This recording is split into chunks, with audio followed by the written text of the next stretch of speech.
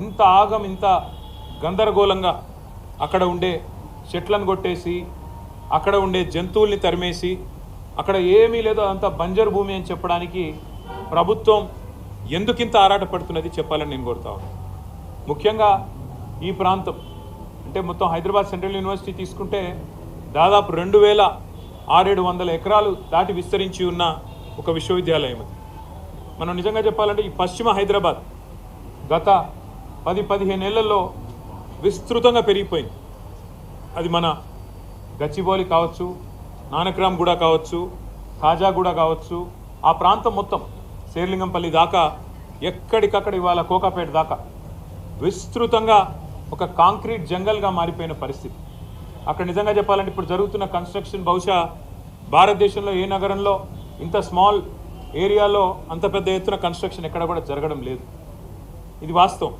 అక్కడ మా గవర్నమెంట్ ఉన్నప్పుడు కూడా మరి 57-56 అంతస్తుల బిల్డింగ్లకి మేము కూడా పర్మిషన్లు ఇచ్చిన మాట కూడా వాస్తవం. ఇవాళ అక్కడ జరుగుతున్న నిర్మాణం కొన్ని లక్షల కోట్ల స్క్వేర్ ఫీట్ల నిర్మాణం అక్కడ జరుగుతూ ఉంది. ఒక కాంక్రీట్ జంగల్గా ఆ ప్రాంతం మొత్తం భవిష్యత్తులో మారబోతూ ఉంది. మిగిలి ఉన్న కొన్ని పాకెట్స్ ఎక్కడెక్కడైతే ఇంకా కూడా ఈ కాంక్రీట్ జంగల్గా మారకుండా పశ్చిమ హైదరాబాద్కి ఊపిరినిచ్చే ప్రాంతాలు ఏమన్నా ఉన్నాయి అంటే ఈ హైదరాబాద్ సెంట్రల్ యూనివర్సిటీ దాని చుట్టూన్న పరిసర ప్రాంతాలే నిజంగా చెప్పాలి అంటే ఒక లంగ్ స్పేస్ లాగా ఆ ప్రాంతానికి మిగిలింది ఏదైనా ఉందంటే ఇది మాత్రమే మిగిలింది. వాళ్ళ పిల్లలు ఎందుకు కొట్లాడుతున్నారు? ఒక ఎన్వైర్మెంటల్ ఇంపాక్ట్ అసెస్మెంట్ అనేది చేయకుండా ఎట్లా మీరు 400 ఎకరాలు ఇష్టం వచ్చినట్టు మీరు అమ్ముతారు? మీరు ఏ హక్కు ఉంది మీకు? ఏ మాత్రం ఇంపాక్ట్ అసెస్మెంట్ చేయకుండా, ఎన్వైర్మెంటల్ ఇంపాక్ట్ అసెస్ చేయకుండా ఏ రకంగా పర్యావరణ మీద ఇంపాక్ట్ పడుతుంది అనేది చేయకుండా ఎట్లా చేస్తారు మీరు అని చెప్పి వాళ్ళు కొట్లాడుతున్నారు. రెండవది, ఆనాడు 2003 ఆ ప్రాంతంలో ఐఎంజీ భరత అనే కంపెనీకి ఆనాటి అప్పటి ప్రభుత్వం ఏదైతే భూమి కేటాయించిందో, ఎందుకు కేటాయించింది? ఆ ప్రాంతంలో స్పోర్టింగ్ ఇన్ఫ్రాస్ట్రక్చర్ క్రియేట్ చేస్తారని చెప్పి ఒరిజినల్గా ల్యాండ్ కేటాయించారు. అక్కడ క్రీడలకు సంబంధించి స్టేడియంస్ కానీ అకాడమీలు కానీ అట్లాంటివి మాత్రమే పెడతారని ల్యాండ్ ఇచ్చినారు తప్ప అక్కడ మళ్ళీ బహుళ అంతస్తుల మేడలు అంటే 50, 60, 70, 90 అంతస్తుల మేడలు కట్టమని, కోట్ల స్క్వేర్ ఫీట్లలో బిల్డింగులు కట్టమని ఆనాడు ఆ గవర్నమెంట్ ల్యాండ్ ఇవ్వలేదు. ఆ గవర్నమెంట్ ల్యాండ్ ఇచ్చింది అక్కడ క్రీడలకు సంబంధించిన అక్కడ వాతావరణ నిర్మాణం కోసం, ఒక ఇన్ఫ్రాస్ట్రక్చర్ నిర్మాణం కోసం కేటాయించారు. ఆ తర్వాత సరే ఆ కేసు, ఎందుకంటే ఆ కంపెనీయే ఫేక్ అని, డమ్మీ అనేది స్కామ్ అని, తర్వాత కాంగ్రెస్ గవర్నమెంటు 2004లో కోర్టుకు పోయింది. ఆ ప్రైవేట్ వాళ్ళు కూడా కోర్టుకు పోయినారు. ఆ కోర్టు కేసు మొన్న 21 ఏళ్ల తర్వాత ఆనాడు కాంగ్రెస్ గవర్నమెంట్ కొట్లాడింది, రాజశేఖర రెడ్డి గారి గవర్నమెంటు, ఆ తర్వాత మా గవర్నమెంట్ కొట్లాడింది. మొన్న ఫైనల్గా తీర్పు వచ్చింది.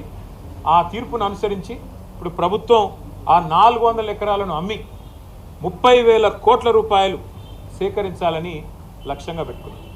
నేను ముఖ్యమంత్రి రేవంత్ రెడ్డి గారిని అడుగుతా ఉన్నా, కాంగ్రెస్ ప్రభుత్వాన్ని అడుగుతా ఉన్నా, మీకు ఆస్తులు అమ్మడం, అప్పులు తేవడం అనే మీ ఎజెండా ఏదైతే ఉందో, సరే అది మీరు ప్రభుత్వంలో ఉన్నారు, ప్రజలు నిర్ణయిస్తారు, అల్టిమేట్గా మీరు చేసేది తప్ప ఒప్ప.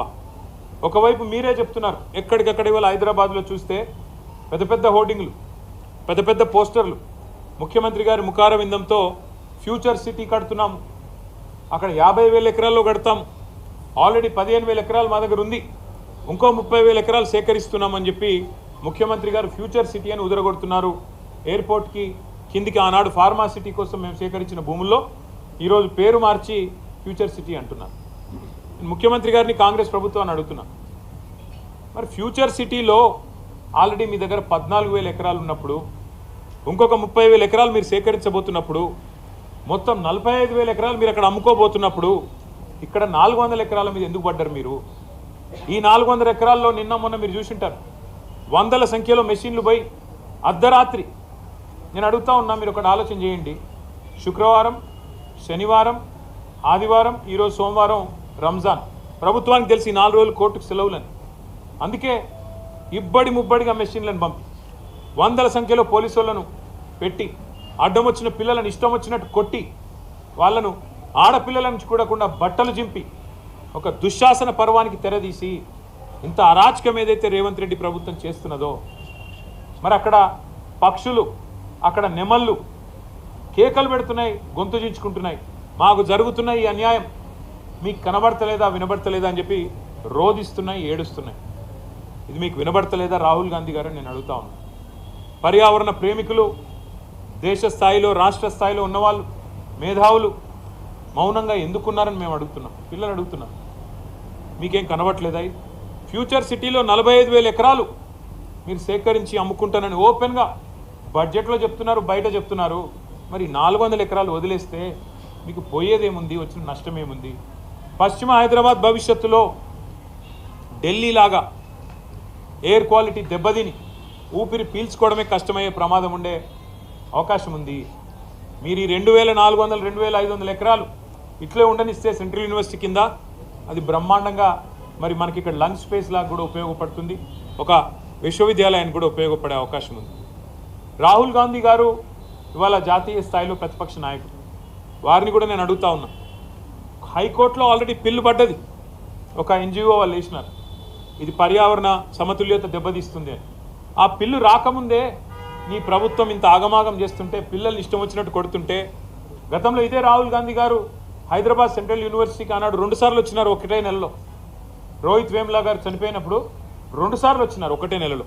కానీ ఇటువైపు ఇప్పుడు కనీసం తిరిగి కూడా చూడట్లేదు, కనీసం ఒక మాట కూడా ముఖ్యమంత్రి గారికి చెప్పాలన్న ఆలోచన కూడా రాహుల్ గాంధీ గారికి వస్తలేదు.